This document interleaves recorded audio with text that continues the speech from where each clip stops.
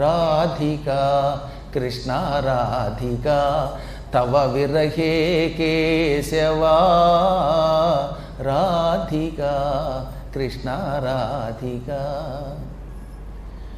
స్తన వినిహితమపి హారముదారం సామనుతే కృశ తనురివ భారం సామనుతే కృశ తనురివ భారం.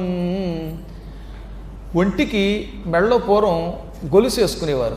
రాధిక మెడలో ఒక బంగారపు గొలుసు వేసుకుందిట. బంగారపు గొలుసు పెద్ద బరువు ఏంటంటే చెప్పండి. అంటే మరీ బతిగా 10 కేజీలు గొలుసు వేసుకుంటే ఏం చెప్పలేం, కానీ మామూలుగా మీరు మెడలో వేసుకునే గొలుసు భారం అని ఎవరన్నా అనుకుంటారా? కానీ కృష్ణుడు లేక కృష్ణ కృష్ణ అని విరహంతో బాధపడుతున్న ఆవిడ మెడలో వేసుకున్నటువంటి హారము కూడా శరీరమునకు భారం అనుకుంటోందిట. సా మనుతే తనురివ భారం. దాన్ని బట్టి కృష్ణుడు లేకపోతే రాధ తన శరీరమే తనకు బరువు అయిపోయి ఒంటి మీద నగలు కూడా బరువు అనుకుంటుందట. పశ్యతి విషమివ వపుషి సశంకం.